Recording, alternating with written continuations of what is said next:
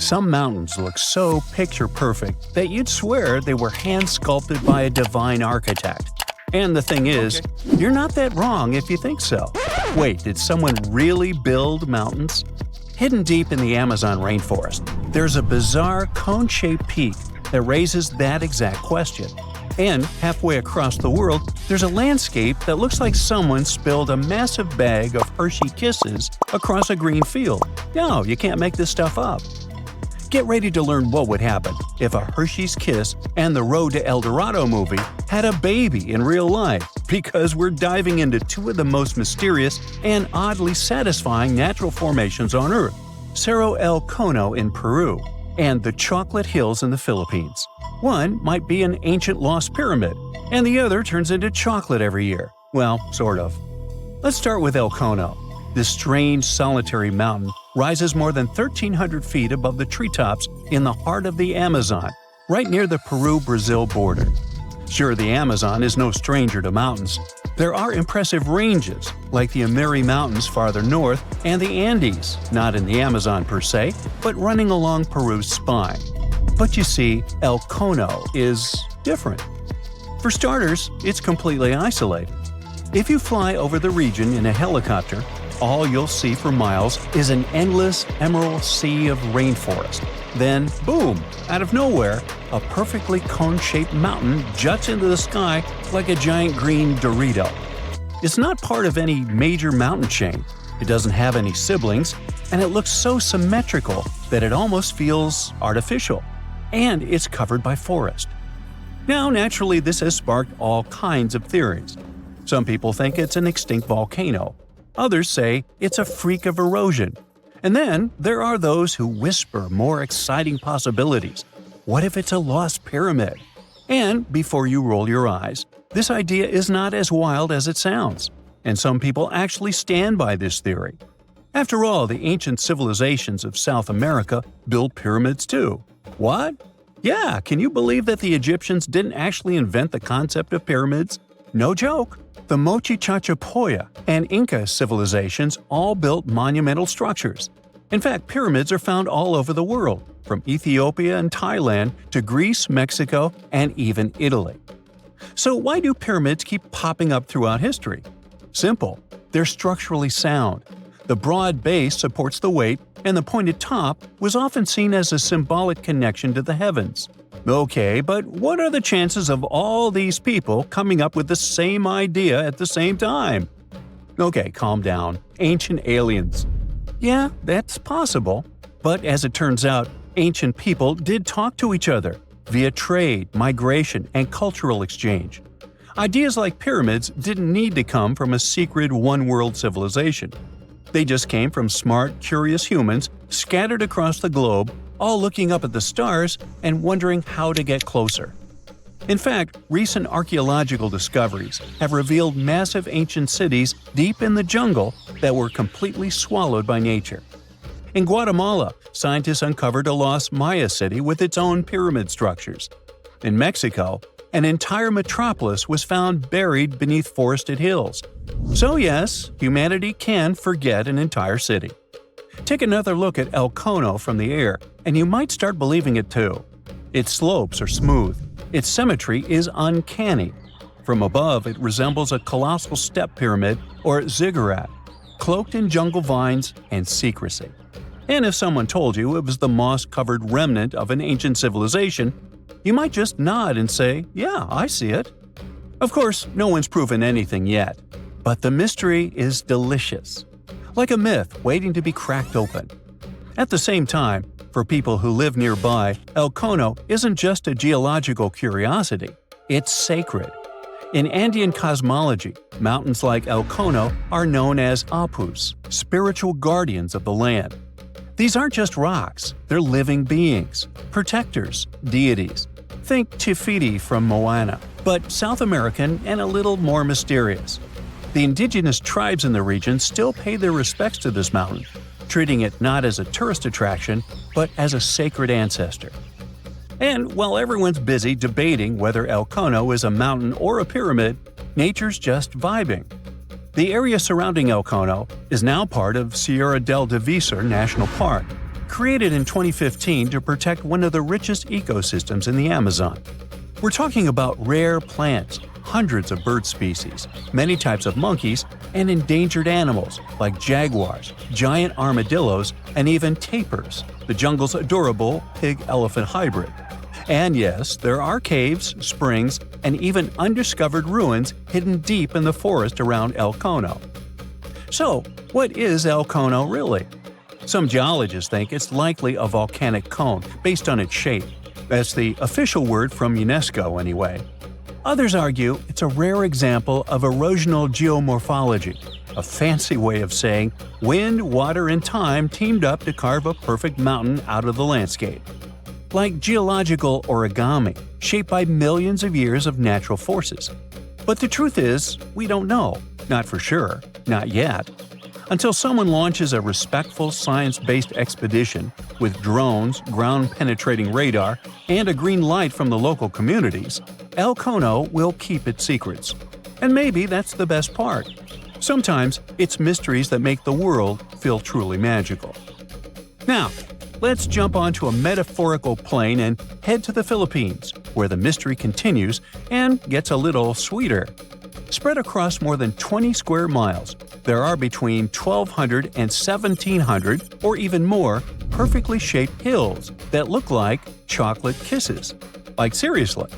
In the dry season, the grass turns brown, and suddenly, it's like someone dropped hundreds of Hershey kisses all over the landscape. Sweet, right? These are the Chocolate Hills, duh. And they're some of the Philippines' most iconic natural wonders. From afar, they look almost too symmetrical, like some alien landscaper came down with a measuring tape and a sense of humor. But how did they get here? Well, according to scientists, the Chocolate Hills are a rare type of karst formation, a term used to describe landscapes formed when slightly acidic rainwater dissolves soft rock like limestone. In this case, the hills were once coral reefs and marine limestone that were pushed above sea level by tectonic forces. Over time, the exposed rocks got eroded by wind, rain, and underwater rivers, leaving behind this stunning army of symmetrical mounds. It's a geological marvel millions of years in the making. But science isn't the only explanation in town. Local legends are more fun. One story says the hills were formed when two giants got into a rock-throwing fight, launching boulders at each other until they collapsed in exhaustion, leaving the landscape littered with mounds, just like that one scene from the Hobbit movie. Another tale speaks of a heartbroken giant whose tears turned into earth, forming the hills as a tribute to his lost love. Oh. Today, the Chocolate Hills are a National Geological Monument and a major tourist attraction in the Philippines. They're also being considered for UNESCO World Heritage status, because, really, where else can you find such a naturally satisfying mix of geology and dessert? If you ever want to visit, it's pretty easy. Fly into Boho Palango International Airport or take a ferry from Cebu, and then head to the towns of Carmen, Batuan, or Sambanga. There are designated viewing decks, eco-parks, and even ATV tours that will let you explore the hills up close. So, whether you're chasing lost pyramids in the jungle or climbing a mountain that turns into chocolate in the summer, the planet still has places that surprise and delight. And that's the real treasure. Sometimes, nature's weirdest, most beautiful shapes aren't hiding aliens or ancient tech. They're just proof that Earth has a wild imagination. Imagine a place that could literally start at one end, trek over 1,800 miles straight to the west, and still be stuck under that massive canopy. This place is like a haven for all sorts of crazy creatures, hosting around 10% of the world's species. It's always been seen as this wild, untouched paradise where humans haven't messed things up yet. You know, like a glimpse into how the world used to be before we spread like wildfire across every continent, causing chaos everywhere. I'm talking about the Amazon region. That massive jungle turns out to be hiding some seriously cool secrets. For centuries, people have been talking about these lost cities deep within the forest. We're talking about El Dorado, the legendary city of gold that had Spanish explorers going crazy, venturing into uncharted territory, never to return.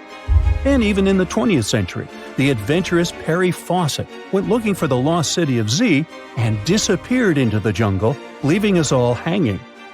Scientists have actually found evidence that ancient cities did exist in the Amazon. But how did they find these hidden ruins in such a dense and remote forest? Well, they've got this awesome technology called LiDAR. Basically, they hopped into a helicopter and used light-based remote sensing to digitally strip away the canopy and reveal the ancient ruins of a massive urban settlement around Llanos de Mojos in the Bolivian Amazon. The place was once home to the Kasarabi culture, which thrived from 500 to 1400 CE. They had these incredible urban centers with huge platform and pyramid structures. They even had raised causeways connecting different suburban-like settlements spread across miles and miles of land. These guys were seriously ahead of their time, and they had an epic water control and distribution system with reservoirs and canals. So yeah, the Amazon rainforest wasn't just some untouched wilderness. It was actually heavily populated and even urbanized for centuries before recorded history of the region began. But the thing is, a bunch of people turned a blind eye to the fact that there were actually some pretty cool architectural sites lurking around here that totally deserve some exploring. Scientists predict that in the next 10 to 20 years, we're going to uncover a ton of these cities, and some might even be bigger than the ones we're talking about here. Michael Heckenberger, an anthropologist with the University of Florida, points out that we've seen some similar settlement features, like moats and causeways, in other parts of the ancient Amazon. This new research reveals something totally mind-blowing. Past examples of urbanism in the Amazon were more like groups of villages connected together, not quite what we'd call urban. You see, they were missing those fancy larger centers with their grand architecture and stuff. But guess what? Llanos de Mojos has got them. This place is the real deal when it comes to a fully urbanized Amazonian landscape. So, in the Llanos de Mojos region, a bunch of ancient settlements have been found. These were home to the Kasarabi people, who were all about hunting, fishing, and farming maize. We're talking about hundreds of sites, spread across 1,700 square miles. But these sites were so remote and hidden in the tropical forest that it was like trying to find a proverbial needle in a haystack. A team of archaeologists weren't going to let that stop them, though. They decided to take to the skies and use some fancy LiDAR mapping technology. Just imagine an aircraft flying over the area, shooting out a bunch of infrared beams. These beams hit the ground and bounce back, giving us the distance to different objects. It's like creating a super detailed map from above. Using computer software, these genius scientists were able to strip away the trees from the images, revealing the Earth's surface and all the ancient archaeological goodies hidden beneath. And boy, did they strike gold. They found a whopping 26 unique sites, including 11 that nobody even knew existed before. So what about these 26 super cool sites? Among them, we've got Landivar and Kotoka, which are like these huge urban centers. And get this, we already knew they existed, but the new maps revealed they cover 1.5 and 1/2 square miles respectively. These centers are surrounded by moat and rampart fortifications, like something out of a medieval castle, and they've got all sorts of crazy stuff inside. We're talking artificial terraces, massive earthen platform buildings, and pyramids that reach over 70 feet tall. All these epic buildings are actually facing the north-northwest. It's like they were trying to align themselves with the cosmos or something. This kind of cosmic worldview can be found in other ancient sites in the Amazon too. Now, let's take a bird's-eye view and strip away all those pesky trees. We can see these two centers in all their glory, and they're actually connected to a whole network of settlements through a bunch of causeways. Picture it like spokes on a wheel, stretching out for miles. Canals also stretch out from these main centers and connect to rivers and Laguna San Jose. It's like they had their own water delivery system going on. These ancient guys totally reshaped the whole landscape with their crazy cosmology. The only bummer is that their impressive architecture was made from mud brick. While it looked amazing back then, it just wasn't as durable as the limestone used by the Maya. What happened to the Kasarabi and their settlements is still a big mystery. But based on dating at the sites, it looked like they disappeared around 1400 CE, way before Europeans arrived in the Amazon. One theory is that a massive drought hit the region and messed everything up. The researchers found these massive water reservoirs at various sites, which is pretty interesting, considering how rainy the Amazon is known to be. Who knows if they were for drinking water or farming fish and turtles? But hey, severe droughts have happened in the past, and it only takes a couple of bad harvests to make people pack up and move on. What's even more interesting is that these communities thrived in the same area where this guy Fawcett we mentioned before went missing while searching for his lost city of Z. Maybe he was onto something after all. This is how it was. Fawcett stumbled upon this super cool document called Manuscript 512 at the National Library of Brazil.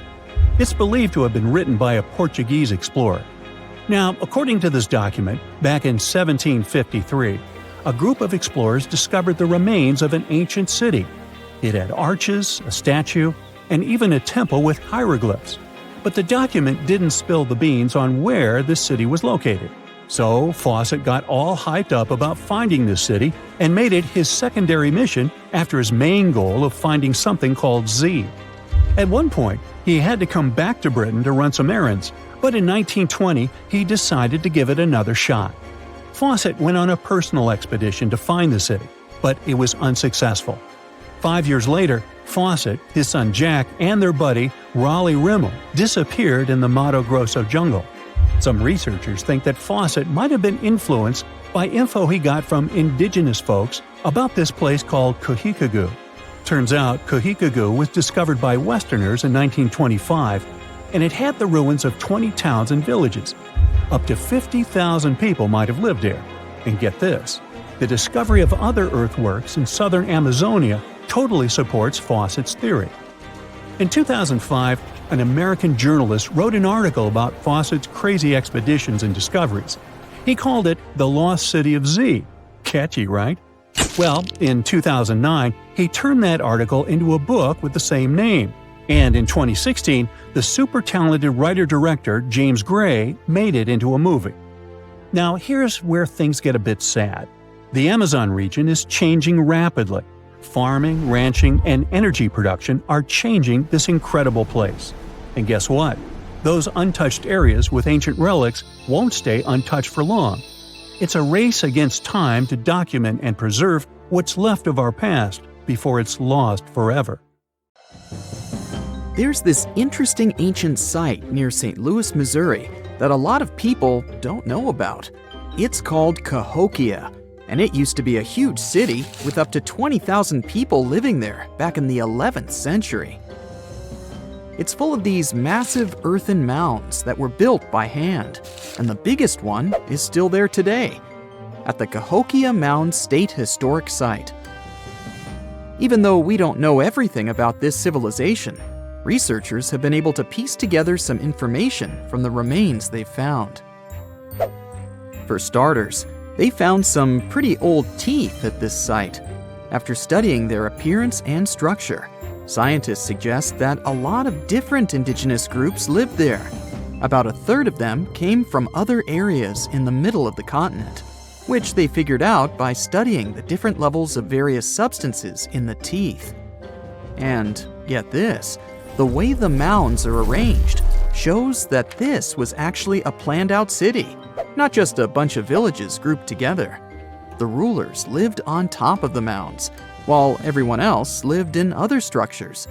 It's amazing to think that they were doing things like farming, hunting, logging, pottery, and weaving, all within this one giant city. Right in the middle of Cahokia, there was this giant mound that was about 100 feet tall, and around it, there was this huge wooden fence. Inside the fence was the city center, which had a big open space called a plaza.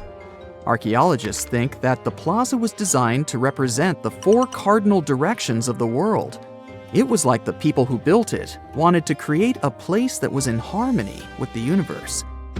The center of the city was where they held ceremonies and events, and it was such a big deal that people from outside Cahokia would come to be a part of them too. What became of this city? Hard to tell. Some people think that the reason it fell apart is that they cut down too many trees and the land got all messed up. Other scientists believe that's not true because the soil was still in pretty good shape after the city was gone. The Europeans were not even around at that time, so they couldn't have influenced the downfall of Cahokia either. There's also one theory that suggests there were fights with other communities that caused the city to collapse. These days, there are over 65 preserved mounds, and you can even climb the steps of the tallest one. The best part is that local authorities are thinking of making it a national park, so you should totally plan to visit before it gets too crowded. Mohenjo Daro is another lost ancient city that's still surrounded by mystery. Located in modern-day Pakistan, it was a city that flourished during the Bronze Age, and it was extremely advanced for its time. It had things like water systems and fancy architecture that other cities didn't have back then. Despite these features, it's not as well known as other ancient cities, like those in Egypt or Mesopotamia. What's even weirder is that at some point, the city was abandoned, and no one knows why. Archaeologists found the city in 1911, but it took a while for them to realize how important it was.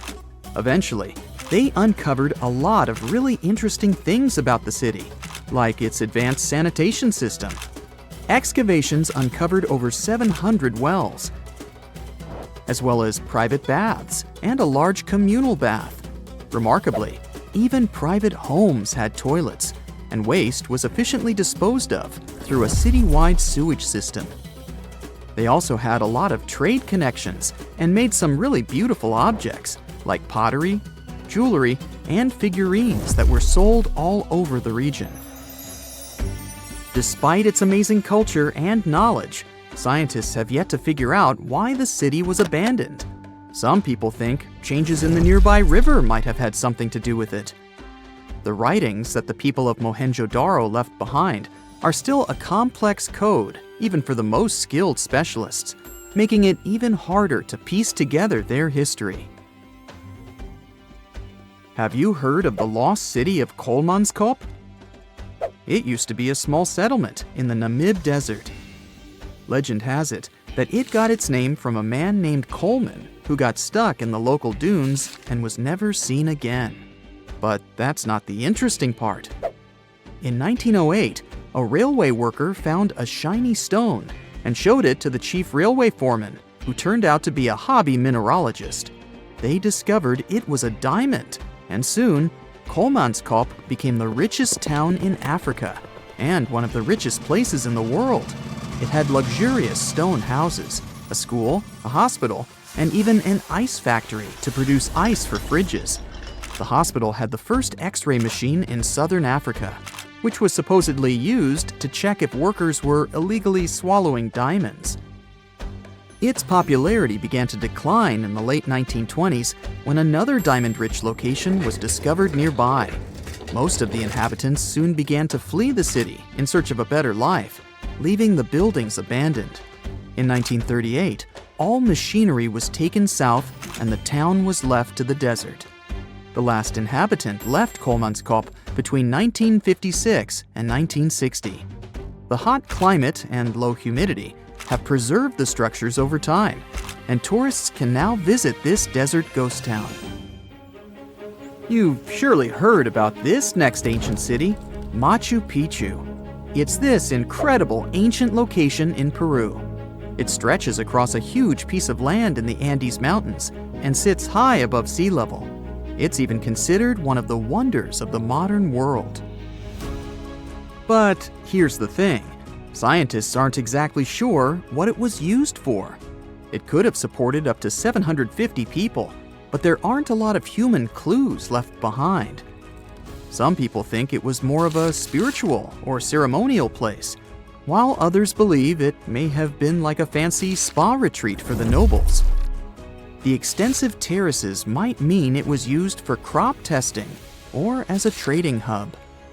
And there's even a theory that it was used as a prison because they found a cell-like area too.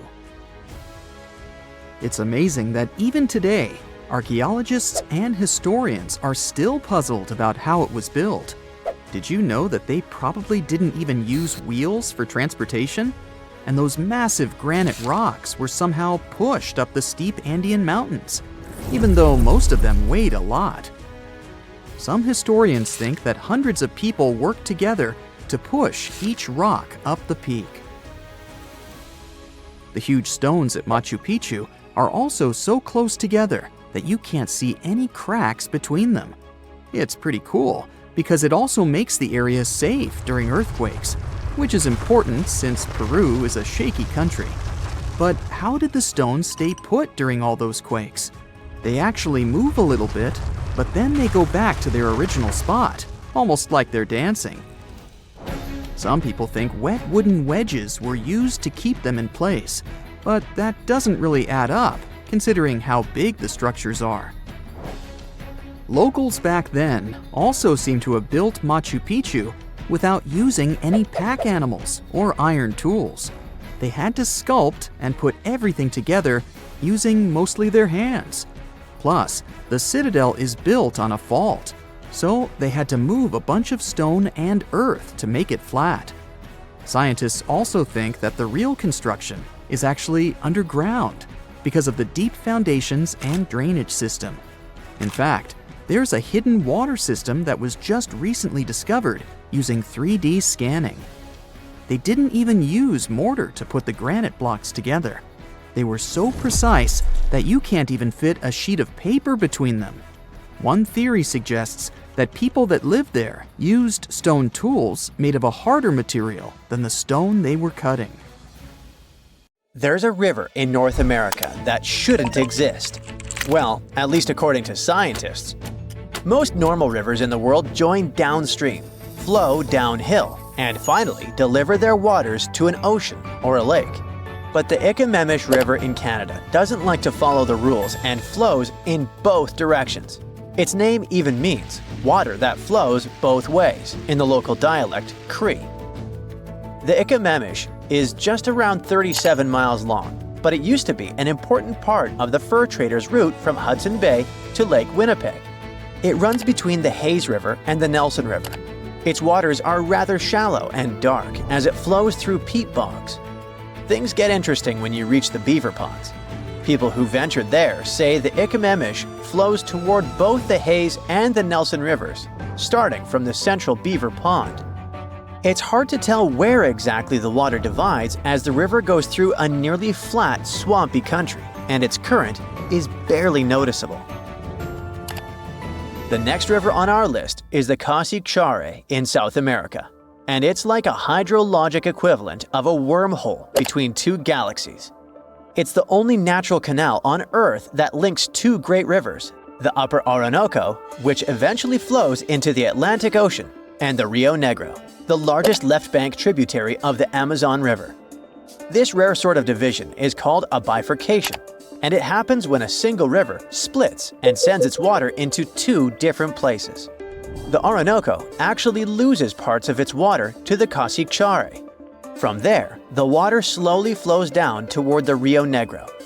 During the rainy months, there is more flooding and stronger currents, so a larger amount of water gets diverted. For many local communities, the Cahokia is more than just a river. It's sacred. They see it as a path that the ancestral spirits made to bring the great rivers together. Other stories say powerful deities shaped the land to create this special waterway. The Wayambo River in Suriname can flow either east or west depending on its mood. Just kidding. You gotta blame rainfall and human activity for this unusual behavior. People put locks on the river to divert it. One lock, for example, is there to help the rice farmers get enough water. There are at least 3 bifurcation points in the river. It's tricky to control the Wayambo and to predict where the pollutants will spread along the river. It's close to gold mining and oil production sites, so it's a real problem. If you've ever wanted to drink water from 2 oceans at once, North Two Ocean Creek in Wyoming is the place to go. It begins high up in the Teton Range and later splits into 2 branches. The Pacific Creek joins the larger Snake River, which merges with the Columbia River, and finally reaches the Pacific Ocean. The Atlantic Creek heads east and flows into the Yellowstone, Missouri, and Mississippi rivers, and eventually empties into the Gulf of Mexico. If you connect the two creeks' watersheds on a map, you'll get a single blue line between Oregon and Louisiana. Explorers who were looking for the Northwest Passage between the two oceans never knew they could have used the creek. They would just need really tiny boats. Some scientists believe that cutthroat trout knew about this route long before people. They managed to migrate from the Snake River to Yellowstone River, most likely using this creek. The next star on our list could take over the mighty Mississippi. About 12,000 years ago, the Mississippi started drifting toward the basin of the Red River. The Mississippi stuck to its original path, and the water from the old Red River route became what we now call the Atchafalaya River. It used to be jammed up with logs for about 30 miles and wasn't fit for navigation. By the middle of the 19th century, European settlers cleared the logjam. But the flow of water changed so much that it could mess with the lower Mississippi River. So, people built special structures at the bifurcation to control the way water flowed between the rivers. At times, up to half the water from the Mississippi can get pulled down the Atchafalaya. You can see this massive amount of water even in satellite photos. Digital elevation maps and computer models also show exactly how the rivers split. If those control systems weren't there, the Atchafalaya would probably take over and steal most of the Mississippi's water. New Orleans could lose its main source of fresh water, and shipping along the Mississippi would take a big hit. The Arroyo Partido, meaning parted stream in Spanish, in southern Argentina, also carries its waters to two oceans at once. It starts high up in the Andes Mountains and cuts through a steep forest covered in trees. When it comes out of the canyon, it enters a wider area where a big, rocky outcrop sits right in the middle of the stream and splits it in two. One side of the stream, the left, turns south and eventually reaches the Atlantic Ocean. The other side turns north and flows into the Pacific Ocean. It's pretty unique because the bifurcation doesn't happen in a flat lowland, but in a mountain saddle. It's kind of like a dip between two mountain peaks. You won't find much about Arroyo Partido on most maps though. That's partly because the area wasn't well mapped until the late 1800s, and partly because the stream is small and surrounded by lots of bigger rivers and lakes that usually get all the attention. Also, there are no public water flow models available for this stream yet. Still, people have confirmed the split using aerial images and photos taken by hikers and travelers. A digital elevation model also shows that if you poured water right in the area where it's supposed to split, it would naturally flow both ways. Divide Creek is located on the border between British Columbia and Alberta in Canada. This stream flows down a mountain and reaches a saddle-shaped area called Kicking Horse Pass, where it splits in two. It happens because of Summit Lake, which sits just west of the Continental Divide. A long time ago, Summit Lake was much bigger and probably stretched across the entire pass, possibly causing the stream to split back then too. But over time, the lake got smaller and now only exists on the west side. It left behind a swampy wetland right at the highest point of the pass. Like Arroyo Partido, Divide Creek didn't show up on many old maps. It's small and the area is covered with thick forest, so even aerial photos don't clearly show the stream splitting. The best proof we have today comes from Yoho National Park, where a marker explains the bifurcation. It's placed along a hiking trail, and if you're up for an adventure, you can take a short side path that leads right to the spot where Divide Creek divides. Now, how about a lake for a change? Wollaston Lake is tucked away in the far northwest corner of Saskatchewan, Canada. The coolest part about it is that it also bifurcates. Near its northern end, about 90% flows into the Cochrane River and heads northeast, and around 10% flows into the Fond du Lac River and goes northwest. Where the water ends up, either toward the Arctic Ocean or the Hudson Bay, depends on which side of a long peninsula it's on. Maps and models show that there might still be some water flowing between the two sides of the peninsula, so technically it's not a perfect bifurcation, but it's still one of the most fascinating natural features around. The peninsula itself is slowly eroding, and eventually, it might disappear. But geologists say that because of the Y-shaped layout of the lake, the water will keep splitting into both river systems no matter what. Even long before European explorers came around, the local people already knew how special Wollaston Lake was. They called it Lake Manitou, which means spirit. They believed the lake had supernatural powers because of its rare position at the top of two major watersheds. Imagine you could spend an entire week scanning ancient ruins and taking photographs of the world's most surreal archaeological sites. Would you be up for it? So, let's do some digging. The first stop on your busy itinerary is Southeast Asia. It's home to some pretty cool ruins. You start in Bagan, located in the hinterlands of Myanmar. There are many ways to visit the site, and you're glad you've booked 2 different experiences. The first one is a hot air balloon trip at sunrise. Right before dawn, you board the balloon, and as soon as the sun starts to appear on the horizon, you begin your flight over the marvelous area. As the sun rises, it glistens on more than 2,000 conic-shaped golden structures. The hot air balloon ride is quick, but it gives you unparalleled views of all the 40 miles over which the site sprawls. Back on land, you rent a bicycle and roam the village of ruins. Some of them are open and allow you to peep inside. These magnificent ruins were built between the 11th and 13th century CE and were mainly places of worship. There were originally over 10,000 buildings, but they were gradually deteriorating over time due to earthquakes. Thankfully, the site became a UNESCO World Heritage Site back in 2015 and has since been preserved. Up next, you catch a flight to Cambodia. You take some time to visit Angkor, the world-famous archaeological site nestled deep within the jungle. Good thing you've brought bug spray with you. The city of Angkor was once the capital of the Khmer Empire from the 9th to 15th century. FYI, the word Angkor means capital city in the Khmer language. The city was founded by King Yasovarman I, and it became one of the largest cities in the pre-industrial world. Researchers say nearly 1 million people lived there. Until today, Angkor is admired for its stunning architecture. The Khmer style is recognized in the use of huge blocks of sandstone. The towers are believed to have been once decorated with gold. But today, the site is a maze of vine-covered temples. The city was abandoned in 1431 and wasn't rediscovered until the 1840s. Oh, and just so you know, this is also a UNESCO Heritage Site. It became one in 1992, in case you want to brag to your friends about your culturally rich adventures in the future. Now, your trip continues in Egypt.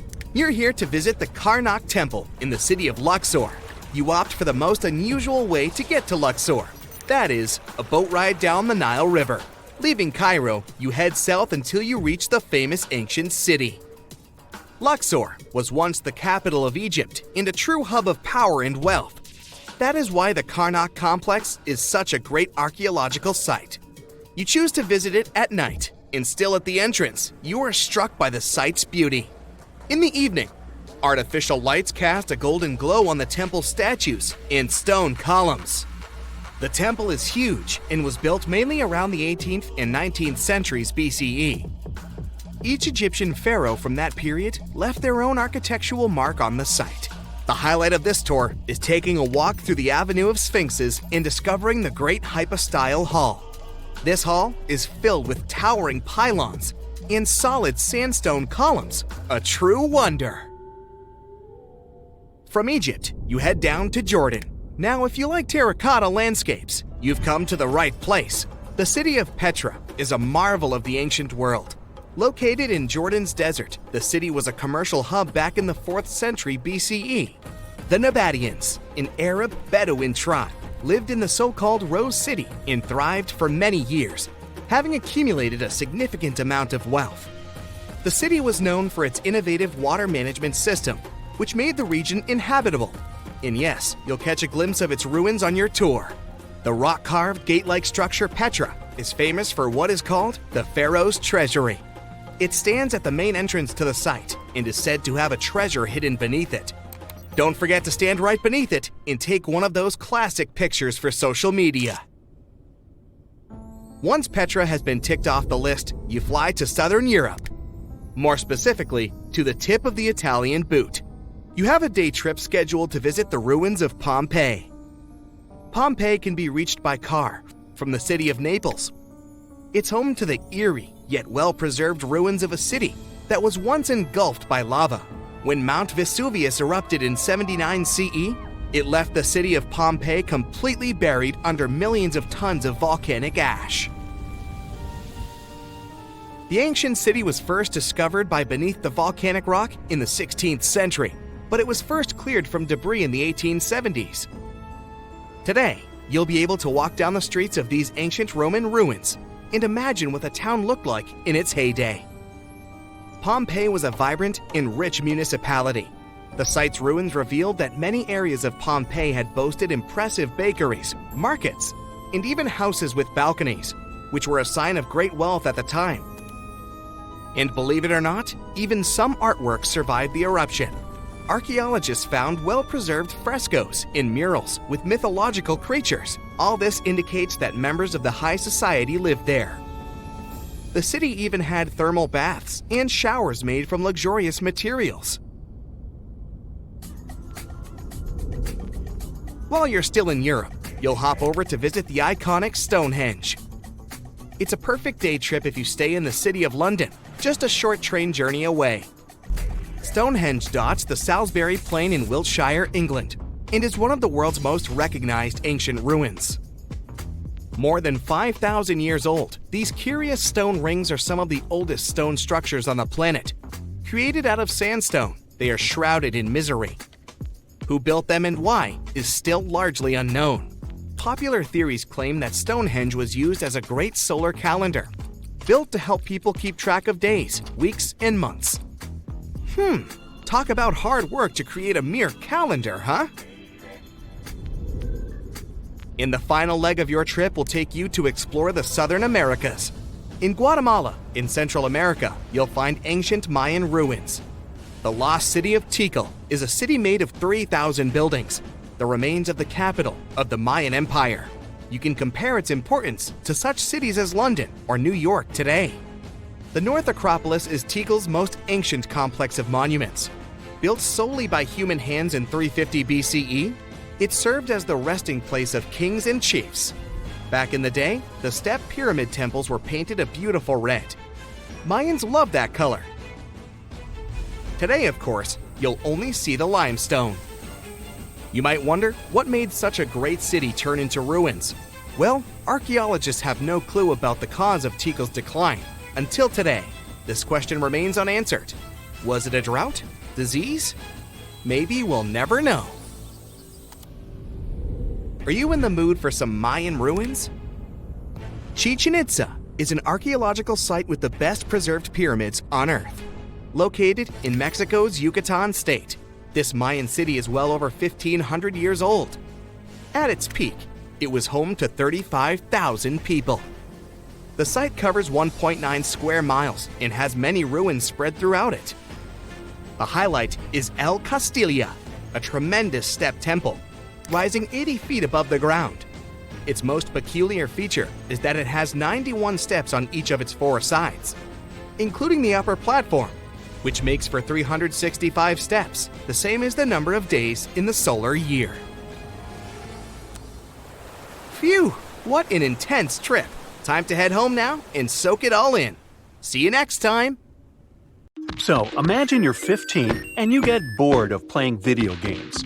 Instead, to pass the time, you decide to give some attention to an old hobby of yours, tracking down lost Mayan cities. You've heard that some ancient civilizations are said to have built entire cities based on constellations, so you decide to check out whether that was true for the Mayans. You find a book containing all the constellations the Mayan civilization believed to exist. You open good old Google Maps and map every ancient Mayan city discovered to date. You start seeing that this information actually matches. And truly, the biggest ancient Mayan cities correspond to the brightest and biggest stars of the Mayan constellations. Okay, this is getting interesting. You managed to map out over 100 ancient cities when you suddenly notice something strange. There's an area in the Yucatan Peninsula in Mexico where archaeologists have unearthed 2 Mayan cities. But on the constellation map, there are 3 stars. Could this mean there is a long-lost city waiting to be discovered nearby? You might think this sounds too daydreaming, but the story is actually true. The previous account happened to a Canadian teenager named William Gaddery. The boy is known as a science genius and had even won an award for the constellation theory we presented just now. When he noticed that a 3rd city was missing from the 23rd constellation he was examining, he began to scour the internet for satellite pictures that could help him solve this mystery. He looked into images from NASA, JAXA, a Japan-based satellite company, and Google Earth. These images were still insufficient to answer his questions, so he reached out to a friend inside the Canadian Space Agency. His friend provided him with state-of-the-art satellite imagery that gave him the answer he was looking for. According to the images, there is a large square area right on the border of Mexico and Belize, which looks like the remains of a city. William took the images to a remote sensing expert known as Dr. Armand Larocque from the University of New Brunswick. They studied the images thoroughly and concluded that the area could be housing 30 buildings and even a large pyramid. The scientific and archaeological community went crazy with the 15-year-old's discovery. Could this really be true? Some background. Lost Mayan cities began to be unearthed in the mid-20th century. Since then, ruins from cities such as Tikal, Palenque, and Uxmal have been rediscovered. The Mayans were one of the biggest pre-Columbian civilizations living in the Americas. They began to settle in the area as early as 1500 BCE.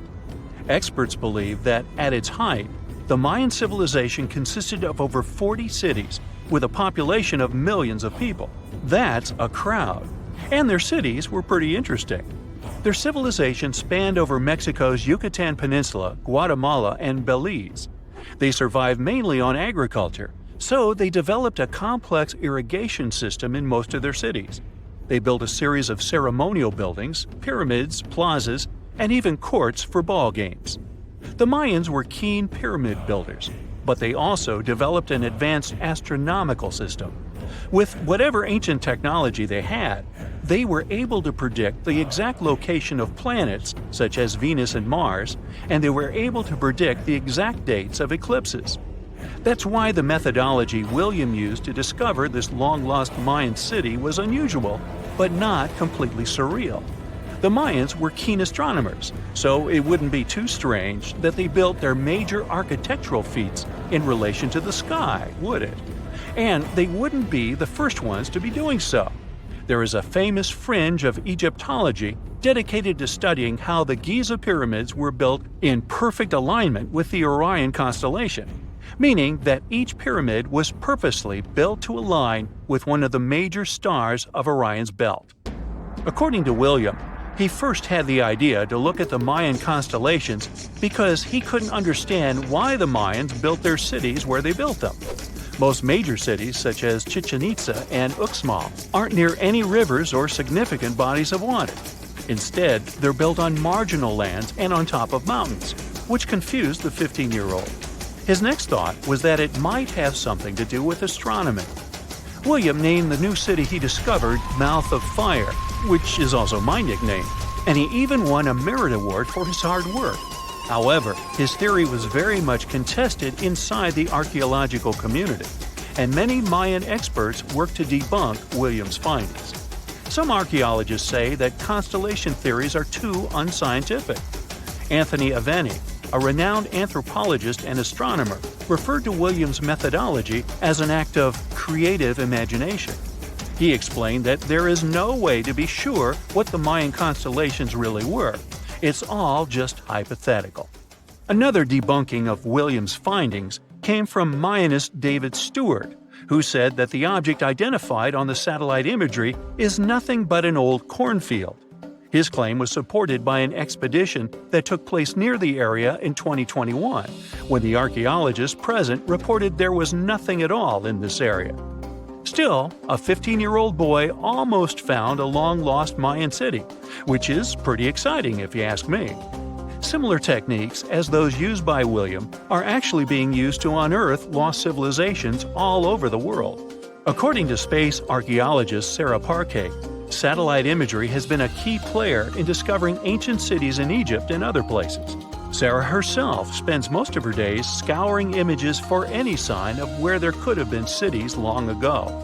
What happens, she says, is that any time you have something buried, it's going to be covered either by vegetation, soil or sand, or some other modern construction on top of it. In order to assess whether there is something hidden under large canopies of vegetation or not, she uses infrared technology, for instance. A major recent discovery in Brazil was done in a similar way. Satellite imagery detected a network of trenches dating back to 200 to 1200 CE. These suggest settlements that could have supported around 60,000 people. But in this case, the satellite imagery did indeed correspond to what was on the ground. Researchers from the University of Florida found several mounds that were accompanied by ditches and geoglyphs. Archaeologists also found remnants of carefully designed walls, centered around plazas, much like the type of construction done by the ancient Mayans. Advances in satellite tech have also shed new light on long-discovered ancient Mayan cities, such as Tikal. Located in the heart of the Guatemalan jungle, Tikal is believed to have been the capital of the ancient Mayan Empire. At its height, it was comparable in importance to cities such as London or New York in today's world. It was composed of a series of complex monuments, many of them believed to have been the resting places of kings and chiefs. Tikal is already known to have been big, but recent discoveries show it could have been even 3 times larger than what scientists originally believed. The main discovery revolves around a fortification on the outskirts of the city, indicating how far the original city stretched. And new discoveries still take place. In 2017, researchers also unearthed new clues regarding the potential causes of the decline of the Mayan civilization. Using data from a site in Seawolf, located 62 miles southwest of Tikal, scientists analyzed radiocarbon data from ceramics and archaeological excavations to extract new information about the sudden demise of this great civilization. The information shows that, instead of a sudden collapse, the Mayans most likely collapsed in waves of social instability and political crises. These events are believed to have deteriorated Mayan city centers and began causing the dispersion of the Mayan population. Wow, it seems like it's a prime time to uncover ancient ruins. What do you say? Will you give it a try as well? Can you tell me what date it is today? Piece of cake. You just look at your smartphone and voila, you immediately know the day, month, and year. But was it always this easy to tell the date? Did the ancient people even have the concept of a year that lasts 365 days? Yes and no. Mayan calendars had cycles. That's close to what we call a year. But the Mayan cycle was much longer, 819 days. And this is where the mystery begins. 819 days compared to what? When does this calendar begin, and when does it end?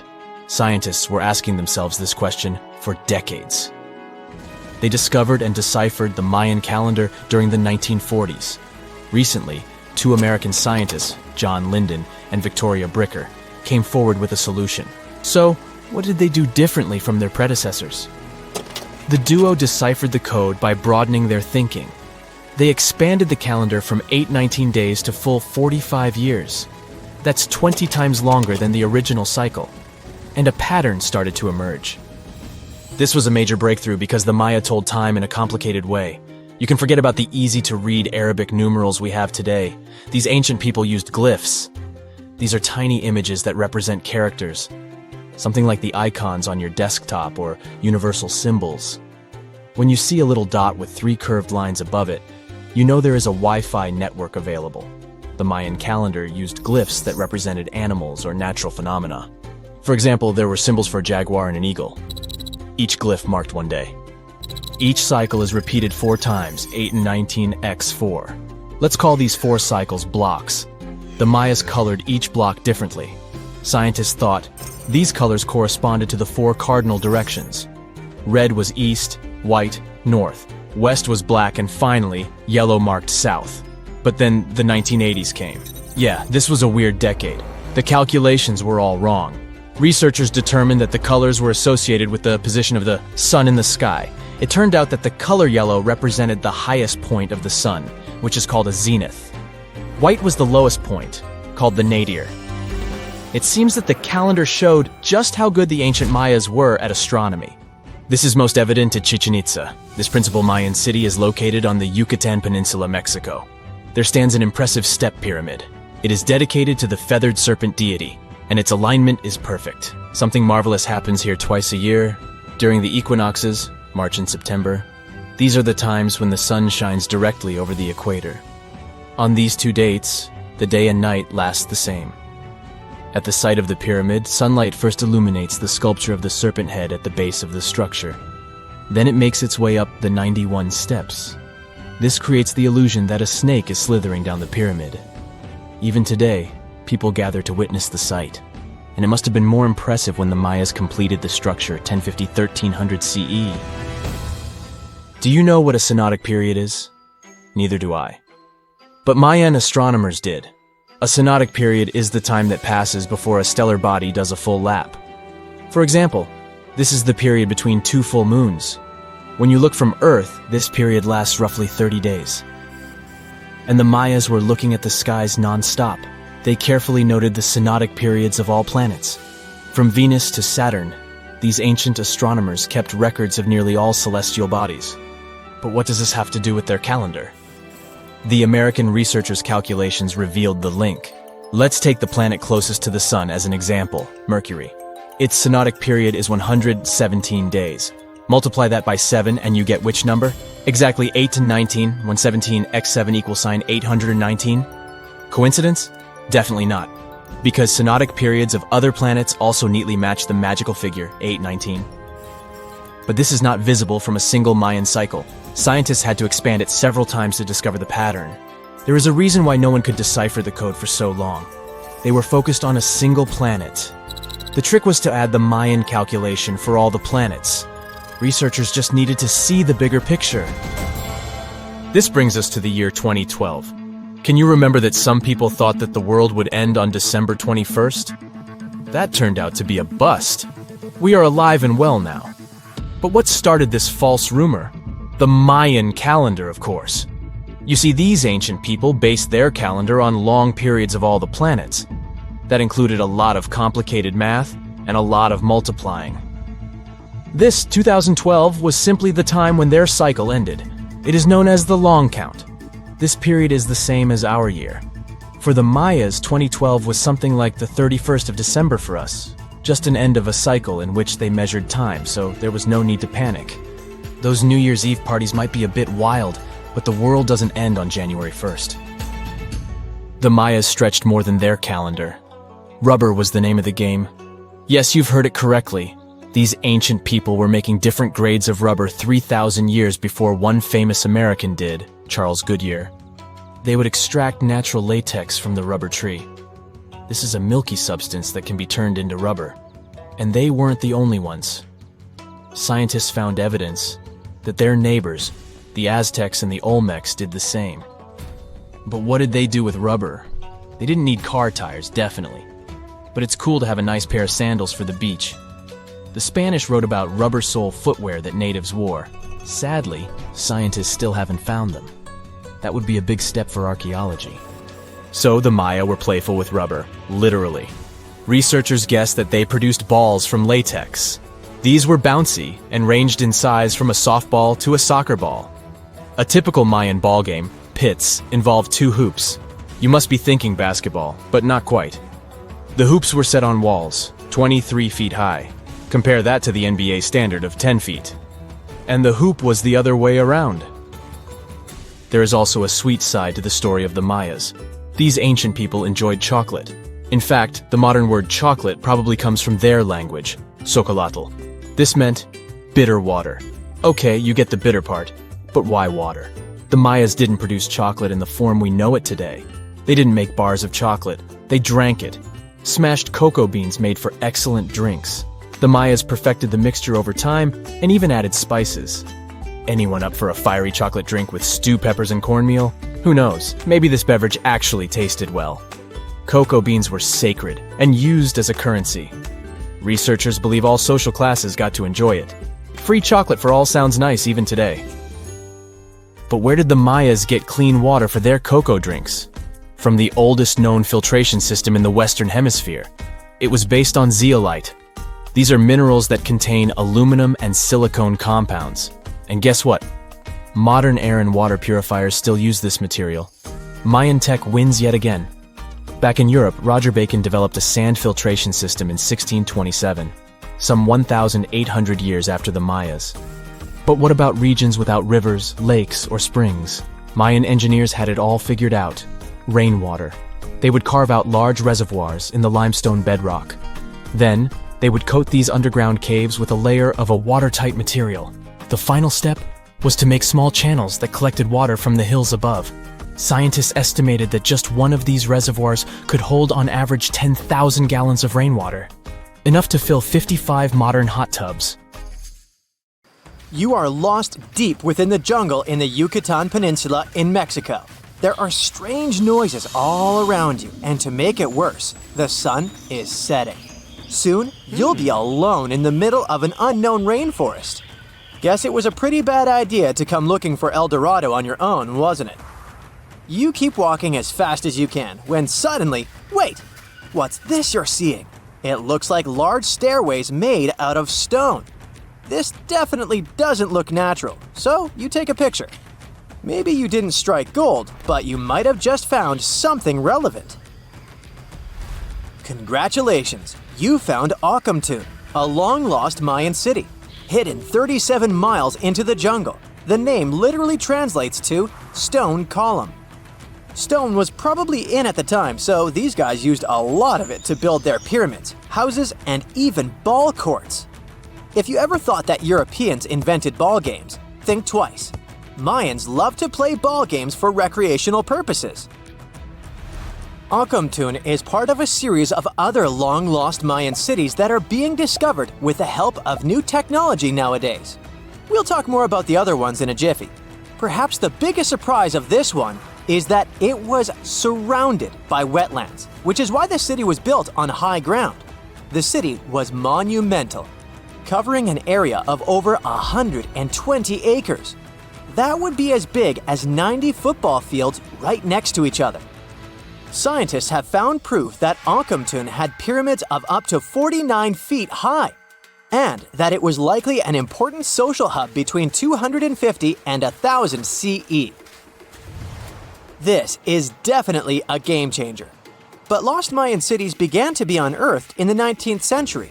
Modern technologies, such as LiDAR imaging, help archaeologists see through dense canopies of the forests. This means that people don't really have to risk getting lost in the tropical jungle like you did at the beginning of this video. LiDAR works sort of like an X-ray.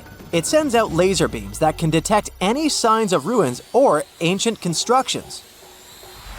According to space archaeologist Sarah Parchak, satellite imagery has been a key player in discovering ancient cities in South America, Egypt, and other places. Sarah herself spends most of her days scouring images for any signs of where there could have been cities long ago. She says that more often than not, what happens is that ruins are covered by vegetation, soil, or sand, which makes them super tricky to find. But thanks to these awesome tools, scientists also made the huge discovery of ancient Mayan causeways, which spread throughout old Mayan territories. I mean, take a look at these roadways. You'd expect to see ruins like this in places such as Portugal, England, or the United States. I'm talking about 130 feet wide roads painted white to help travelers journey through the nighttime.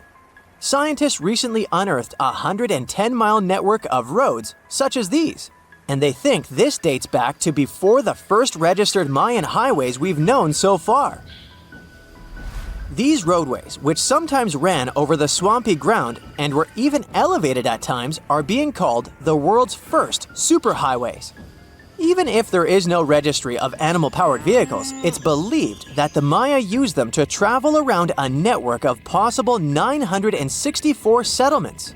They were built like a huge spiderweb, and from what archaeologists have gathered, this huge system of roads worked to connect a big system of economic and social interactions between Mayan cities. This completely debunks the traditional idea that the Mayan pre-classic period, which dates back to 2000 BCE, was made of small, tribal settlements. Imagine the manpower and engineering ability you need to muster to build something close to these white highways. Scientists believe that these causeways were built pretty much the same way as the Mayans built their pyramids, with a mixture of mud and quarry stone. Oh, and using several layers of limestone to make them white. That's pretty cool, right? But let's take a few steps back for a moment to get some context. The Mayans were one of the biggest pre-Columbian civilizations living in the Americas. Until now, experts believe that at its apex, the Mayan civilization consisted of over 40 cities with a population of millions of people. That's a lot of folks. Their civilization spanned Mexico's Yucatan Peninsula, Guatemala, and Belize. And they survived mainly on agriculture. The thing is, the Yucatan Peninsula was an extremely difficult place to grow crops. So the Mayans had to develop a complex irrigation system in most of their cities. They built a series of ceremonial buildings, pyramids, and plazas. The Mayans might have been keen pyramid builders, but they also developed an advanced astronomical system. With whatever ancient technology they had, they were able to predict the exact location of planets such as Venus and Mars, as well as the exact dates of eclipses. If you've ever seen examples of ancient Mayan cities, this is Tikal. Located at the heart of the Guatemalan jungle, Tikal is believed to have been the capital of the ancient Mayan conquest state. At its height, it was comparable in importance to cities such as London or New York in today's world. It's composed of a series of complex monuments.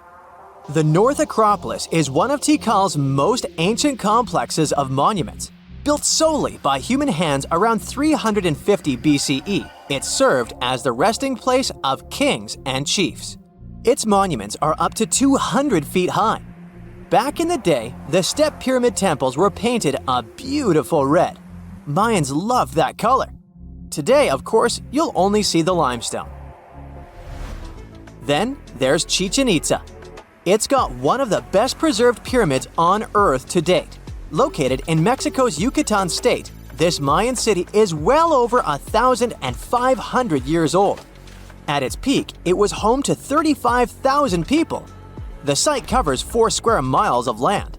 The highlight is El Castillo, a tremendous step-like temple standing 80 feet above ground. Its most peculiar feature is that it has 91 steps up each of its 4 sides, including the upper platform, which makes for 365 steps, the same number of days as the solar year. You can see that these folks were a pretty big deal, huh? That's why nobody can really understand what happened to them. There's a big lack of evidence on the decline of this almighty empire. What could have been the cause of their demise? Was it a drought? New research in 2017 did bring some new discoveries into the mix. Using data from a site at Ceibal, located at southwest of Tikal, scientists analyzed radiocarbon data from ceramics and archaeological excavations to extract new information about the unexpected demise of this great civilization. The information shows that instead of a sudden collapse, the Mayans most likely fell in waves of social instability and political crises. These events are believed to have deteriorated Mayan city centers and began causing the dispersion of the Mayan population. It's hard to pinpoint the exact causes, though. But hey, recent discoveries are shedding a big light on humanity's past. Not only about the Mayan Empire, but about other long-lost civilizations of South America. A major recent discovery in Brazil was done using satellite imaging technology and is also shocking scientists. Some images from near the Xingu River, also in the Amazon, suggest that cities of millions of people might have existed inside the jungle, way before our modern civilization ever existed. I mean, if this doesn't shock you, I don't know what will. Satellite imagery also detected a network of trenches dating back to 200 and 1200 CE in the Bolivian Amazon forest. These proofs suggest settlements that could have supported around 60,000 people right in the middle of the Amazon forest. When researchers from the University of Florida went on ground to check the satellite information, they were shocked to find several mounds that were accompanied by ditches and geoglyphs. Archaeologists also found remnants of carefully designed walls centered around plazas, much like the type of construction done by the ancient Mayans. How do you imagine ancient megaliths? Perhaps Stonehenge in England or the Great Pyramid of Giza in Egypt come to mind. They've become household names. Millions of people visit these sites every year. But thousands of miles away from such tourist hotspots, there is a mystery. Ruins of a city that is several hundred years old. And it doesn't sit in a desert or on a grassy plain. Its former inhabitants constructed it on a coral reef in the middle of the Pacific. The tiny island nation of Micronesia lies between Hawaii and the Philippines. The country is composed of 600 islands and islets. Because of its remote location, very few people visit Micronesia. The little tourists they have mostly come to go scuba diving in its azure waters. They often miss the opportunity to visit the only ancient city that stands on a coral reef, Nan Madal. Its home island is slightly smaller in size than New York City. Its ruins are made of heavy stone columns. There are walls and platforms, but one thing is missing: art. There are no ancient carvings to help archaeologists determine how ancient islanders constructed the site. Still, an international team of researchers was able to date Nan Madal. They presume that the history of the city goes back to the very end of the 12th century. For reference, these were the High Middle Ages in Europe, right around the time Richard I became the first king of England. In the Caroline Archipelago, where the island sits, this was the time when a powerful dynasty reigned over the island nation. Its chiefs ruled for 1,000 years and unified the islanders. This enabled them to construct something as imposing as Nan Madal. One of the local legends said that the final resting place of the first of these chiefs was somewhere among the ruins. National Geographic launched an expedition to investigate this oral history, and sure enough, they discovered a tomb. It was the size of a football pitch. It featured a labyrinth of walls and passages, just like the ones found in the Egyptian pyramids. The list of similarities doesn't end there. The stone structure in Micronesia didn't seem to have a practical purpose, and a lot of effort went into building it. Its construction presents an engineering mystery for archaeologists. The same can be said for the pyramids in Egypt. The recently discovered tomb offers a clue. It contained an underground crypt which was capped off with a basalt stone. This is a volcanic rock that forms after lava cools down. It's dark in color and rich in iron and magnesium. The whole island is made of a similar volcanic material. It used to be part of an ancient volcano that eroded over time. Basalt boulders can be found all over the archipelago. They're in the shape of long hexagonal columns. The shape is not unusual and can be found all over the planet. Perhaps the most impressive site of basalt columns is Giant's Causeway in Ireland. These rocks formed from 1 to 8 million years ago. The locals probably sourced them from several quarries on the island. This is where the mystery begins. They each weigh several tons, so it's unclear how the natives transported them to the site. They had to navigate the entire width of the island and a lagoon covered with mangroves. These are dense shrubs and trees that grow near the coastline. And the size of the site is impressive. It spans close to 190 acres of a shallow coral reef. That's 4 times the surface size of Grand Central Station. As you might know, the Great Barrier Reef off the northeastern coast of Australia is the largest coral reef system on the planet. But it's a completely natural formation. The coral reef that supports Nan Madal isn't. It's man-made. Stone structures there rest on around 100 artificial coral reefs. The tribes that used to live in the area constructed each and every one of them. They stand at a height of about 3 feet above the waterline. Archaeologists were amazed by the clever building technique. Ancient builders would paddle out at low tide and retrieve coral from the surrounding waters. The conditions for it to grow fast here were perfect. Then, they placed parts of the coral inside underwater frames of stone. Once the first level was filled in, they added another row of stones and repeated the process. This allowed the foundation to rise above the water level. These islets were crisscrossed with tidal canals. The site had 12 walls to protect it against the sea. Harbors today still have similar breakwaters. The general layout of Nan Madal earned it the nickname the Venice of the Pacific. The coral base was strong enough to support the weight of all those basalt columns. Some estimates reveal that all the stones used in the construction weighed 250 million tons. This makes sense when we look at the largest monoliths on the site. These are massive stones that can be both artificial and naturally occurring. An individual cornerstone from the city walls weighs close to 55 tons, and there are several of them stacked on top of each other. The wall they form is higher than a telephone pole. In 1995, the Discovery Channel did an experiment for a special on Nan Madal. They constructed bamboo rafts to test how the ancient builders moved stones around. They were a fraction of the width of the real monoliths. The rafts sank almost immediately. The site's been sitting uninhabited for centuries now. The island's first settlers came by sea around the 1st century. Historians believe they arrived from the nearby Solomon or Vanuatu Islands. The city became a regional administration center at the end of the 11th century. Its heyday is associated with the powerful ruling dynasty. It lasted for nearly 5 centuries. European traders knew about the island for a long time. In the mid-19th century, the Spanish established schools there. In 1873, a Polish anthropologist was the first to systematically explore the ruins of the city. He found heaps of coral, simple bracelets, necklaces, and stone axes.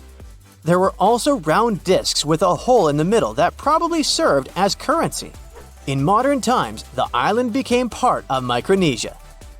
Today, the local tribal chief is the supervisor of the ruins. His title dates back to the times of Nan Madal's builders. But the locals cannot explain how exactly their ancestors erected the stone structures. The country's former top archaeologist was once quoted saying, "We don't know how they brought the columns here, and we don't know how they lifted them up to build the walls." Researchers from around the world were determined to get to the bottom of this mystery, quite literally. In 2019, an American team of scientists performed the first ever LiDAR scan of the site. This type of radar uses laser wave pulses to scan under the surface of the Earth. This allows the technicians to create a 3D image of the ground below. The scan revealed a complex irrigation system on the tiny island. This probably explains how ancient Micronesians were able to supply the nearby settlements with drinking water. When it comes to food, it was probably boated in. According to the local population, historians estimate that at the time of the city's construction, 20 to 30,000 people lived on the island. In 2016, UNESCO inscribed Nan Madal as a World Heritage Site. The future of the city is uncertain because of the state the waterways are in. They're overgrown with mangroves. The vegetation is undermining the existing structures, and more can be done to promote the place as a tourist attraction. The site gets about 1,000 visitors annually. Compare that to 50,000 people who visit Easter Island each year. Both destinations are pretty far away from the nearest mainland. The distance from Nan Madal to California is more than twice the length of the Mississippi River. You know, a lot happened in the first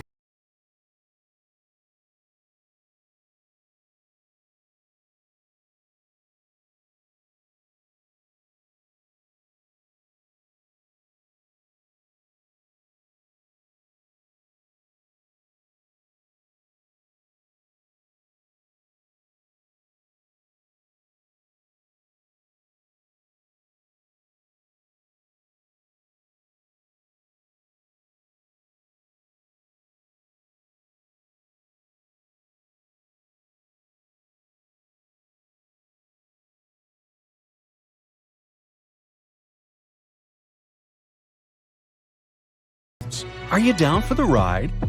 Rainforests are dense and difficult to access.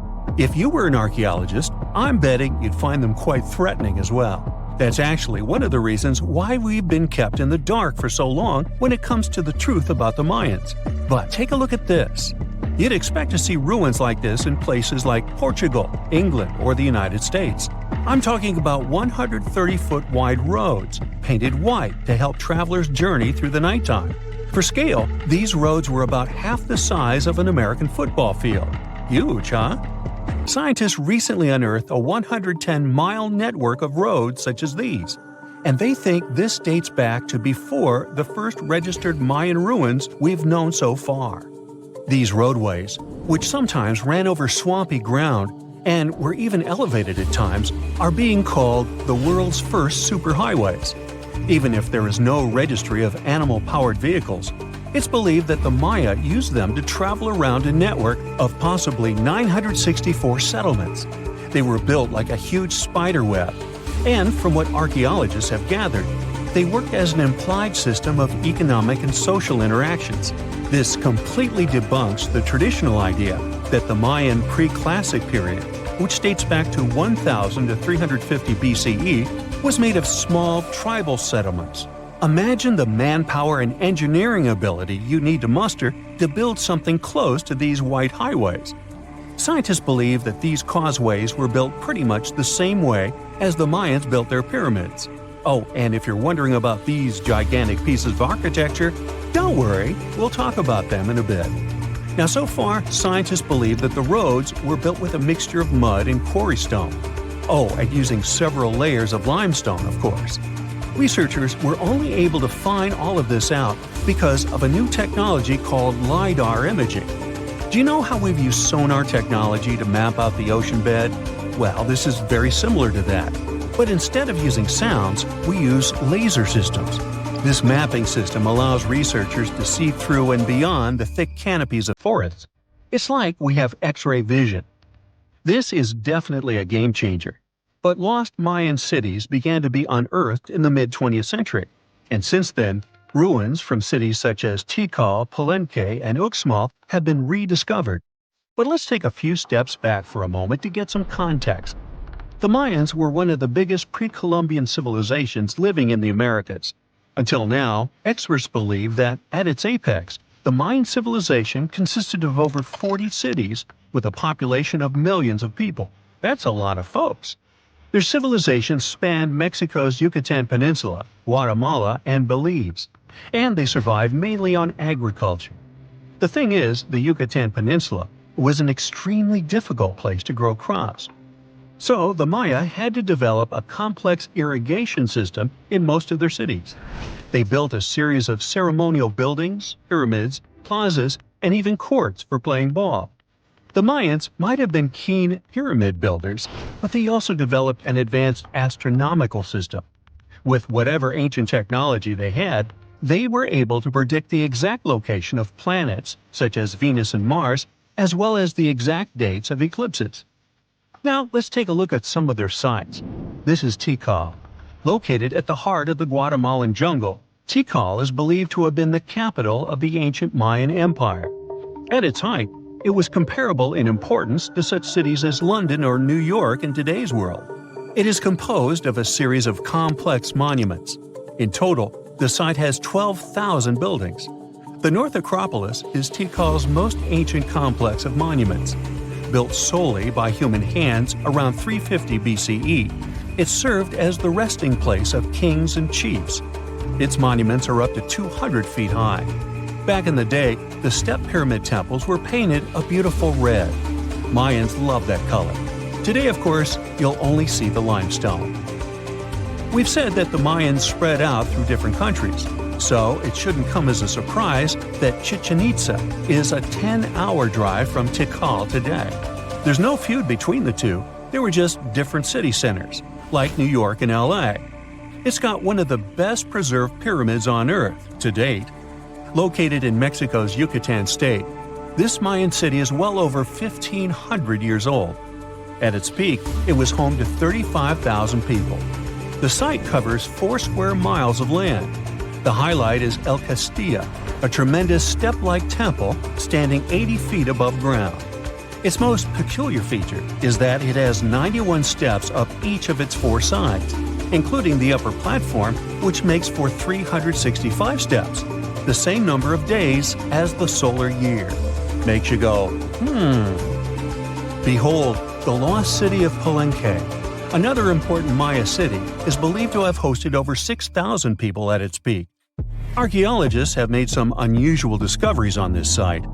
The most eccentric of them all makes us think of Indiana Jones and the Tomb Raider. One of the buildings in Palenque is believed to be the final resting place of the Red Queen of Palenque. She was believed to be the grandmother of the last Mayan king. In her honor, a huge monument was built to keep her body after her passing. The discovery of the tomb itself was already thrilling. Archaeologists found an ancient monument when digging at the site back in 1994. The first they saw was a room with a hidden door. Once they opened the door, they discovered an 8-foot-long corridor. At the end of this corridor was the queen's chamber, and inside was the mummy of the queen herself. They found her to be accompanied by her pearls, jade shells, and expensive rocks. But as the team explored the remains, they saw something strange. The room was filled with a red-colored powder. Researchers knew that the color red was important to the Mayan people, but they didn't understand why the queen was buried with this unknown substance. They took a sample back with them for further analysis and discovered that the red powder was cinnabar, a very dangerous mineral. This powder, when inhaled, can cause severe health damage to a person. The team concluded that this could only be a trap for anyone trying to steal her riches. Talk about curses, huh? One thing that has always troubled researchers is the lack of evidence on the decline of this almighty empire. What could have been the cause of their demise? Was it a drought? Some disease? New research in 2017 did shed some light on this issue. Using data from a site called Ciabal, located southwest of Tikal, scientists analyzed radiocarbon data from ceramics and archaeological excavations to extract new information about the unexpected passing of this great civilization. The information shows that, instead of a sudden collapse, the Mayans most likely fell in waves of social instability and political crises. These events are believed to have deteriorated Mayan city centers and began causing the dispersion of the Mayan population. So, what's your take on the end of this story? Now, how about some surreal hidden places to check out? Grab a flashlight and your backpack, and bon voyage! The trip starts in the mountainous country of Switzerland. You travel to the town of Waltensburg in the eastern part of the country.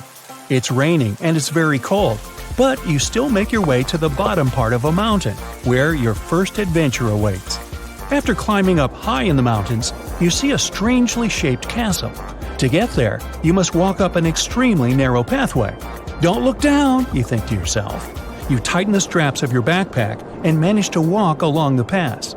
Standing at the door of the castle, you really can't believe what you see. A 13th century fortress built entirely of stone.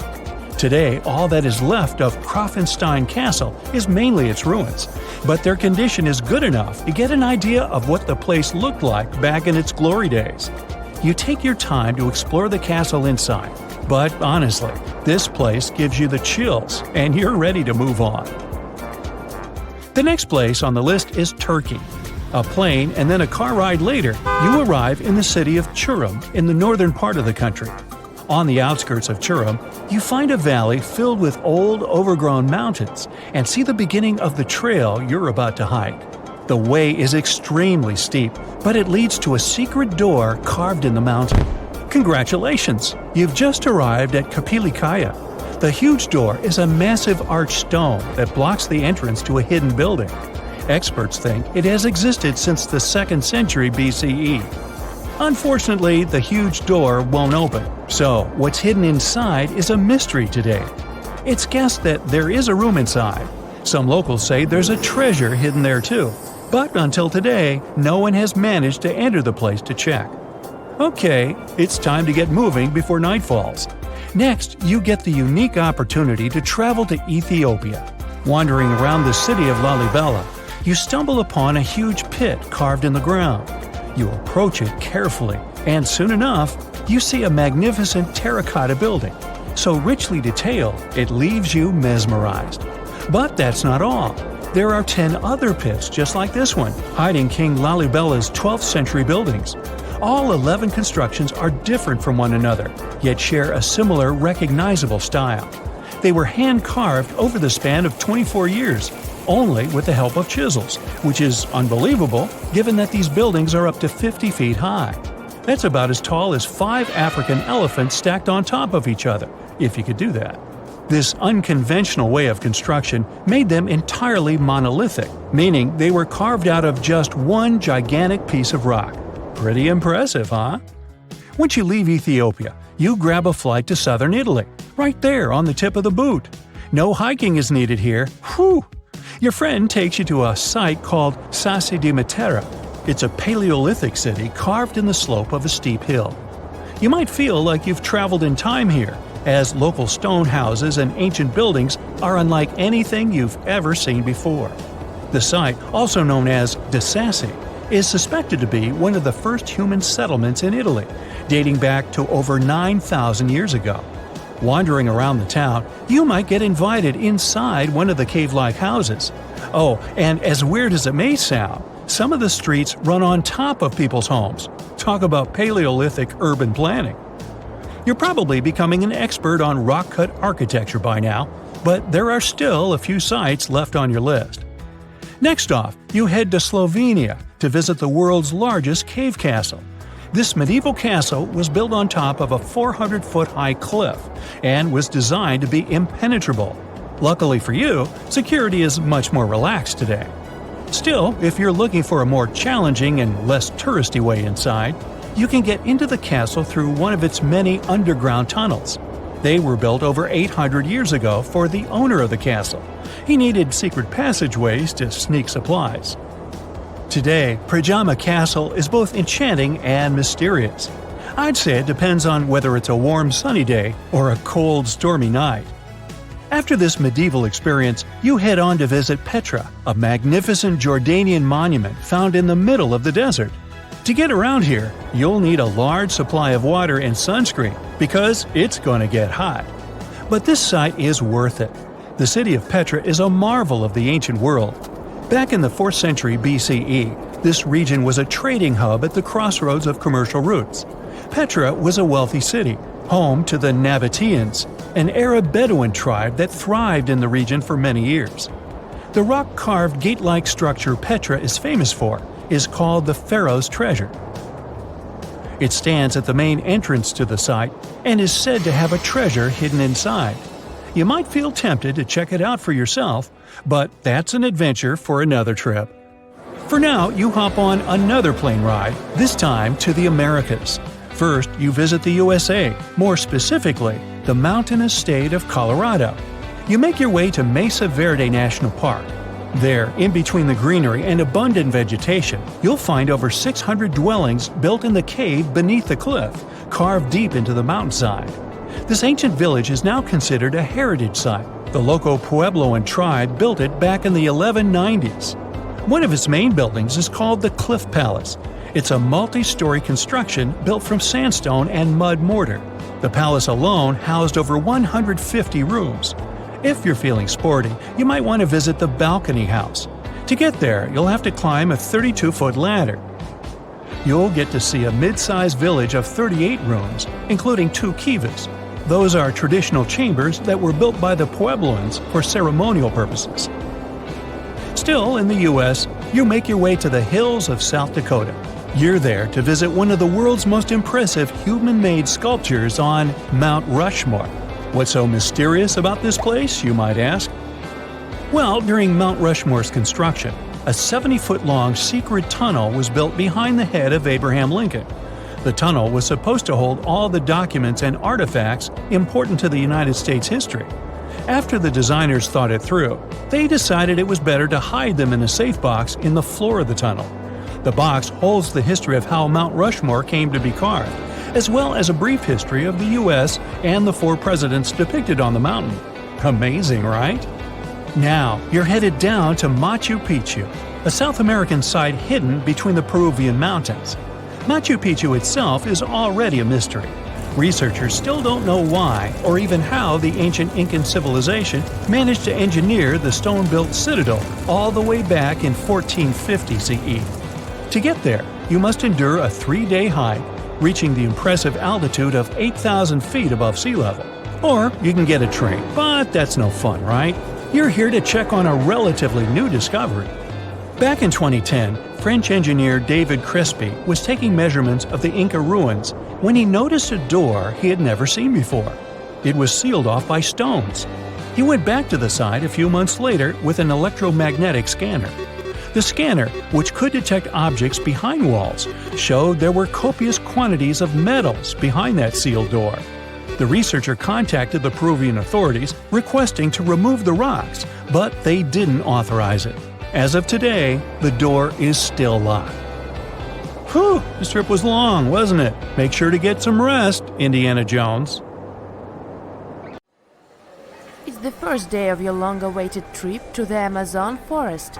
You flew all the way to South America. More specifically, you landed in the city of Manaus. It's the heart of the Brazilian Amazon. So far, you've traveled by air, car, and now water. You are on a tiny boat, moving through the dark waters of the Amazon River. Yes, the river is also called the Amazon. And just FYI, it's the second longest river in the world. It loses only to the Nile River in Egypt. The Amazon sprawls for an impressive 2,700 square miles, beginning in Peru and ending only when it meets the Atlantic Ocean off the coast of Brazil. To get a closer look at the forest, you decide to start by exploring it by boat. First up, you watch some piranha fishing. You can even try to catch one yourself if you like. As you may know, piranhas are carnivorous fish that inhabit the Amazon River, so it might not be your best option to go swimming in these waters. One of the most emblematic species of alligators present in the Amazon River basin is the broad-snouted caiman. It looks pretty much like a regular alligator, except for the fact that it has a yellow chin. Your guide leaves the boat and searches the water to show you a caiman up close. He also tells you of another legendary creature that lives in the dark waters of the river, the pink dolphin. Lucky you get to witness a family of pink dolphins showing their fins near your boat. They look magical from the place where you're sitting. You've probably never known dolphins can be pink, huh? After a few mesmerizing moments, you discover that the dolphin's pink color is nothing but an illusion. The animals are originally pinkish-gray, but due to the brown colors of the Amazon River, they look vivid pink when you stare at them from above. Your guide tells you that the pink dolphin is a central character of Brazilian folklore. Locals believe that the pink dolphins can turn into humans and wander off into towns at night. You get off your boat near one of the entrances to the forest. Now you're going to continue your trip on foot. Your guide says that you are venturing into very dangerous terrain. The Amazon is home to some of the creepiest species of wildlife on the globe. But don't worry, we'll get to see a lot of them today. You've come prepared, of course. Bug spray, a raincoat, and your sharp eyes. Inside the jungle, you need to be alert at all times. You may have heard legends of the anaconda, a snake that can swallow animals as big as a cow in one go. Sorry to break it to you, but those are not just legends. Reptiles like these do actually exist. They live deep in the jungle.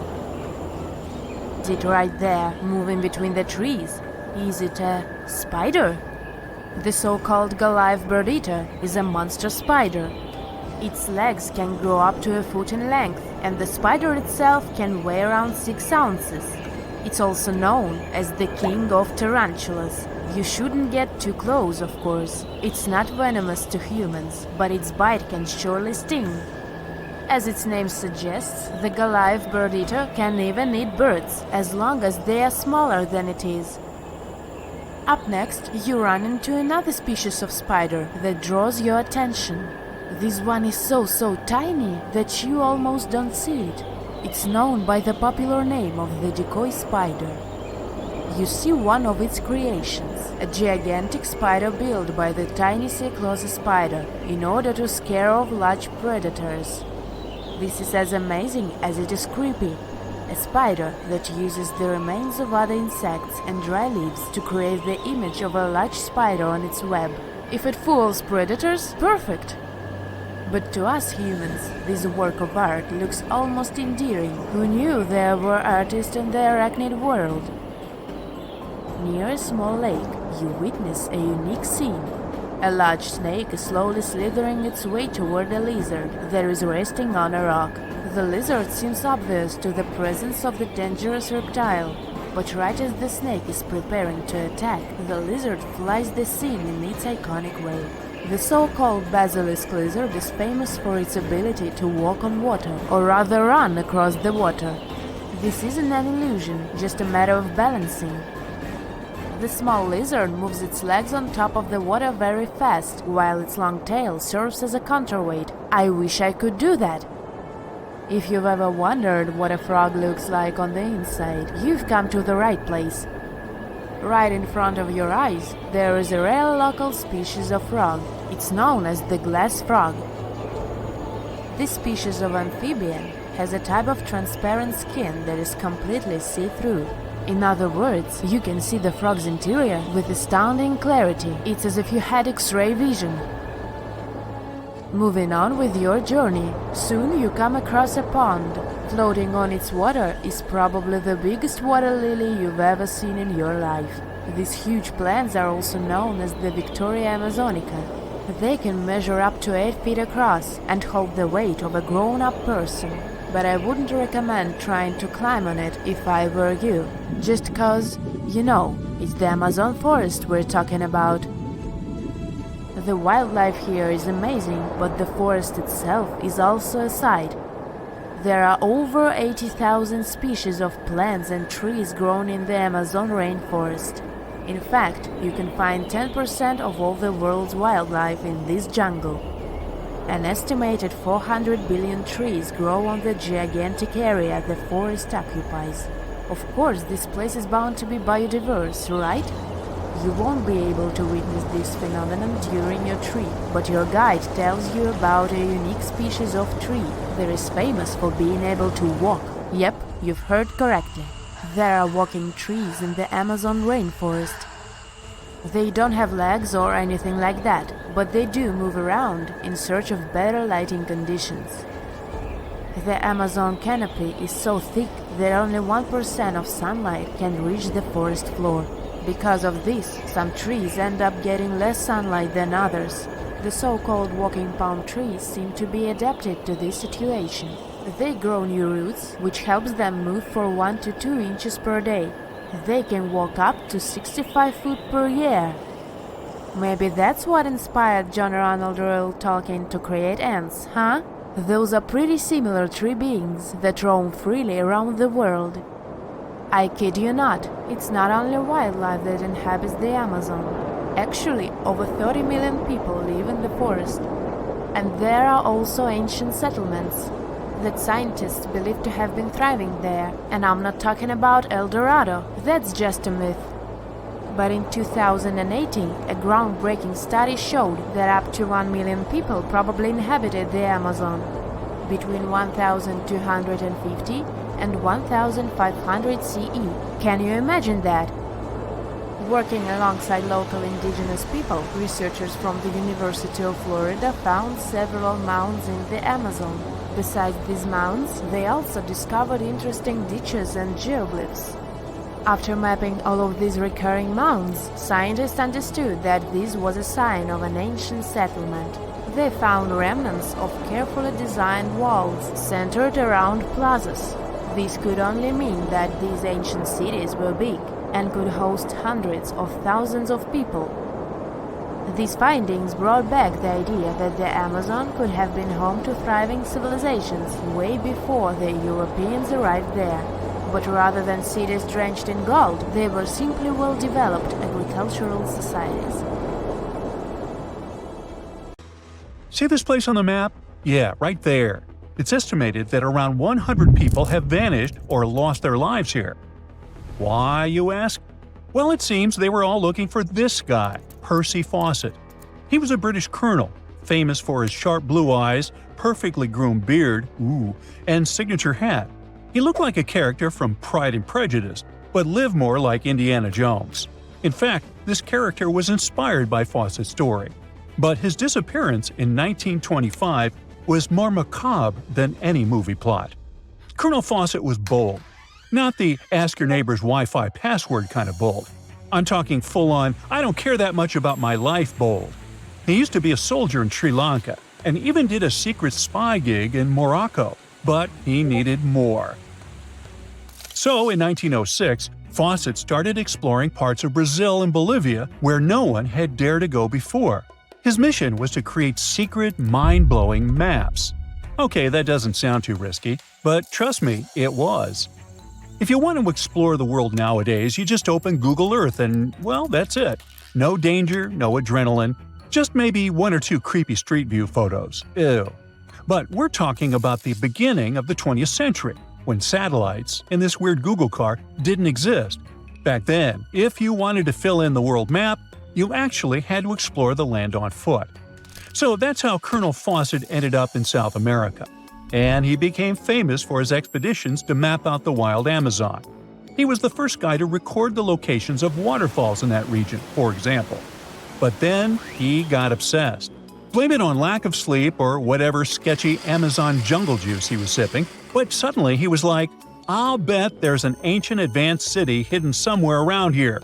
Spoiler alert, there wasn't. But he was hooked on that idea. Hanging out with native Indians for so long convinced him that large groups could totally thrive in the middle of a massive rainforest. And of course, Fawcett loved a good old adventure story, especially the ones from the 16th and 17th centuries, written by European explorers. In those stories, adventurers claimed they had found huge settlements and fine roadways deep in the heart of Latin America. But Fawcett's all-time favorite story came from a manuscript written in 1753. Back then, adventurers were hunting for precious metals in Brazil when they stumbled upon a ruined city with monumental buildings, roads, and plazas. Oh, and every corner had a Roman-style spire. Naturally, the colonel was all in to find it. Too bad no one told him this manuscript is mostly considered a forgery. Yep, this story is as real as Snow White's. But then, things got weird. The settlement described in that manuscript was supposedly located in the northeast side of Brazil. But now, he's saying there's an advanced civilization in Mato Grosso, which is in a different part of the country. So he decided to name this new place the City of Z. Back in the 1920s, the colonel launched 2 separate expeditions to find it. But both trips failed, as he faced terrible weather, fever, and of course, exhaustion. Now, tell me in the comments, what do you think Fawcett did after 2 failed expeditions? Option A, he quit. Option B, he called his mom. Option C, he tried again because he didn't get the memo that the universe is clearly saying stop. Well, of course, option C is the right answer. This is relentless Fawcett we're talking about. So, 3 years later, the colonel finally gathered enough cash to launch yet another expedition in search of the City of Z. All he needed was a crew of people crazy enough to join him. Famous and experienced explorers were begging to come along.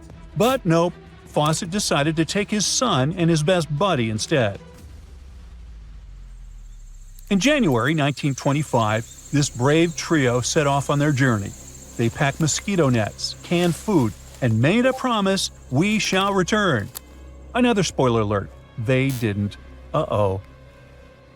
The journey kicked off in New Jersey, and then they sailed all the way to Rio de Janeiro, Brazil. There, they stopped to grab some pack animals, like horses, and hired a couple of local guides. Now they were ready to head to the city of Cuiabá. Now keep in mind the distances in Brazil are crazy huge. So this little journey was like traveling from Miami to Chicago on foot. 3 months later, they finally ventured into the jungle for the first time. And that's when the fun really began. The crew faced piranha-infested rivers, an endless maze of thick trees, and the worst part, bugs. The constant annoying zzz of a gazillion mosquitoes wouldn't let them sleep, and Fawcett's best friend's foot got huge from tick bites. But the Colonel didn't have time to babysit his friend's princess foot. Oh no, he was too obsessed to take a break. In fact, at some point, he was so far ahead of his companions that he had to camp alone for a night. On May 29th, Fawcett finally came to his senses. There was no City of Z. But did he let that stop him? Not really. He unpacked their gear and sent the local guides back to Cuba. But before saying a final goodbye, he asked them to deliver a letter to his wife, saying something like, "Don't worry, hon, our son is well and getting stronger every day." Sure he was. Anyway, after this dramatic farewell, the trio set off into the bush alone. The darkness swallowed the thick forest, and then they were never seen again. Okay, that was intense, so let's fast forward. 2 years later, the newspapers were still speculating whether the trio could still be alive, and Fawcett became a legend, like Bigfoot, but less hairy.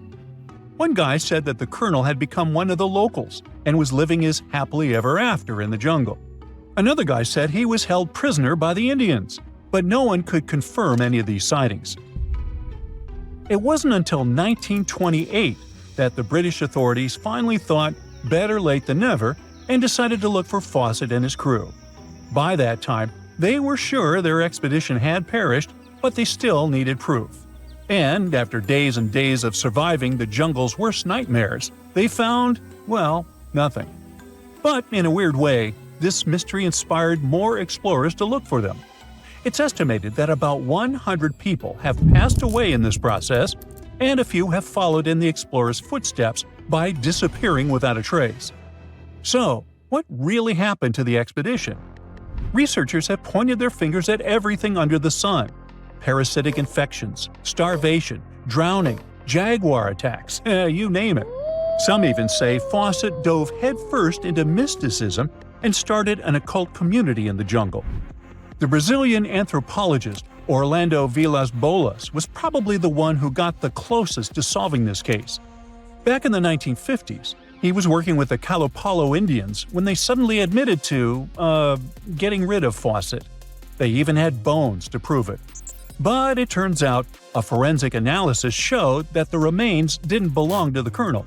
So we're back to square one, and nobody knows, to this day, whatever the heck happened to them. Fawcett's quest, as we know it today, is based on some pretty questionable sources. But there is a possibility that he wasn't living in Delulu land after all.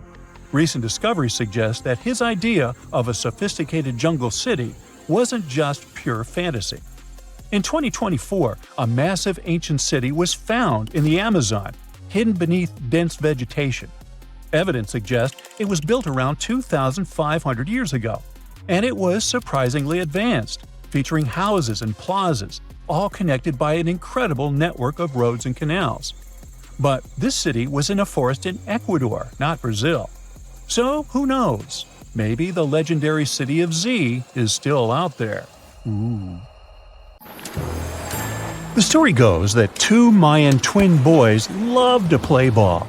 Sure, they were really good at it, but they also made a lot of noise when playing. The lords of the underworld soon became bothered by the sound and summoned the two boys to the underworld, a place the Mayans called Xibalba. As soon as the boys reached their gloomy destination, the lords of the underworld began putting them through a series of tests. Soon enough, the inexperienced twin boys failed the tests and lost their lives. But this was not in vain. This sad event resulted in the appearance of a beautiful fruit tree. Soon enough, a young woman saw a beautiful fruit on this tree and reached up to pick it. Legend has it that soon after that, she gave birth to another set of twin boys named Hunahpu and Xibalaqui. Just like their ancestors, these twins were great ball players, but they were equally as loud, and the lords of the underworld became annoyed again. They decided to ask this pair of twins to come to play a game in the underworld, hoping to get rid of them too. When the twins arrived, the Lord sent them through a number of frightening places. The first one was the House of Gloom, which was very dark. They then passed through the House of Knives, where they had to avoid getting injured. The twins then built a fire in the House of Cold, so that they didn't freeze, and ran through the House of Jaguars, where they tricked the animals into not eating them. Finally, they entered the House of Bats, where they seemed to have lost their luck. One of the bats managed to run off with Hunahpu's head. The lords then challenged the twins to play ball with them, but the boys were clearly at a disadvantage. Xibalanqui placed a turtle on Hunahpu's shoulders to make up for his lost head, and they began playing. As the lords became distracted by an animal near the court, Xibalanqui stole his brother's head and placed it back in its place. Much to the annoyance of the lords, the twins were now able to tie the game. Hunahpu and Xibalanqui continued to perform a series of tricks for the lords of the underworld. One of them involved Xibalanqui injuring Hunahpu and then bringing him back to life. The lords were so impressed by the twins' performance that they asked them to do the same trick on them. Of course, the twins agreed, but after performing their trick on some of the lords, they refused to revive them.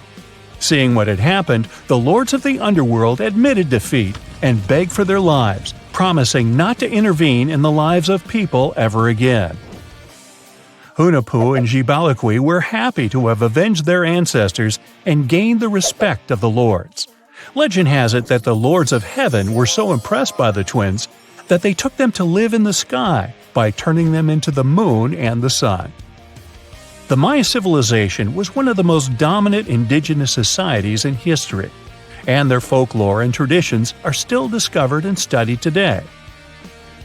They used to live in a territory called Mesoamerica. It was made up of modern-day Mexico and parts of Central America like Guatemala, Belize, Honduras, Yucatan Peninsula, and El Salvador. They lived from 1800 to 900 BCE and up to 900 to 1500 CE. Apart from their impressive legends, the Maya were very skilled inventors. They're known for their calendars, writing systems, farming methods, and sports. Their writing, for example, was found preserved on buildings and stone monuments, as well as in rare books and pottery. It's a system made out of more than 800 hieroglyphics in various combinations. Each of those signs was said to represent a syllable. Their writing system was deciphered by accident by Tatiana Proskorakov, an American woman who initially studied to be an architect. Since she didn't find a job in her field, she eventually became a Mayanist in her own right, despite not being academically trained.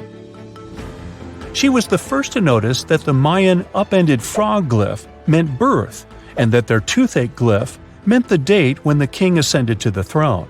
It made it easier for scientists to pinpoint birthdays, as well as the names of the rulers of a specific Mayan dynasty.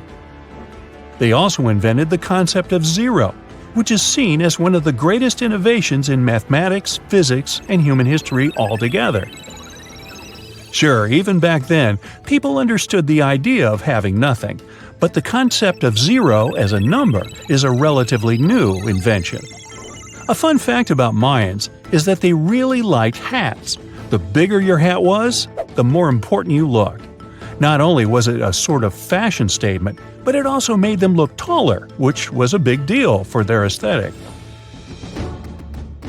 The Mayans also came up with one of the most intricate and complex calendars in human history. It was the first to use zero as a placeholder. Their calendar ended on December 21st, 2012, which led some people to believe that it translated to the end of the world. Obviously, that was not the case. It just so happened that the date coincided with the end of a Mayan cycle of years. But you know, as advanced in science and astronomy as they were, they did make some mistakes. One of them was their belief that the world was flat. Their theory was that the four corners of the world were watched by the brother lords, who kept the sky from falling over their lands. Hats off for their menus, though, as they were well-known chocolate eaters. They turned eating chocolate into a form of art. The drink they made wasn't really like the hot chocolate we enjoy today, though. The recipe included mixing cacao with water, honey, chili pepper, cornmeal, and other ingredients to make a foamy, spicy drink. The ritual of drinking cacao was a crucial part of their celebrations. We're not done discovering all the amazing parts of their architecture and civilization.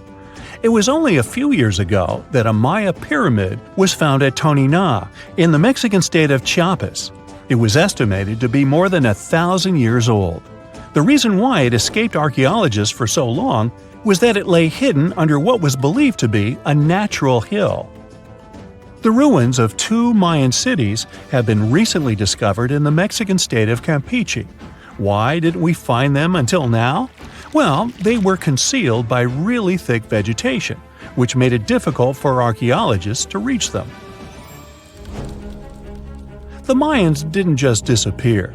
Their descendants are still around today, many of them choosing to live in their ancestral homelands. You can find them in Guatemala, for example, where the Maya people make up the majority of the population. Overall, the Maya ethnic group contains people that speak different Mayan languages, such as Yucatec, Quiche, Quechua, or Mopan. They had no idea what a spa day was, but the Mayans really enjoyed a nice sweat once in a while. Sweat lodges were discovered around ancient Mayan sites. They were built out of stone or adobe. These rooms were an essential part of their cleansing and healthcare rituals. One of the earliest sweat lodges was found in Quello in northern Belize and appeared to date back 3,000 years. One of the most important parts of the Mayan culture was a ball game which they named Pix. It had both political and spiritual significance. We can see ball courts at important parts of Mayan archaeological sites. The main goal of the game was to pass a rubber ball through a very high stone hoop without using your hands. Basically, it was a combination of soccer and basketball. However, it could have serious consequences. The loser could, at times, even lose his own life. Ooh, high stakes indeed. Because of this game and the need for bouncy balls, the Mayan people were some of the first cultures to use rubber. They made it using natural latex. There were different kinds of rubber depending on what natural substances the latex was mixed with. And that, my friend, is the way the ball bounces. Sorry, but you know me, I just couldn't resist.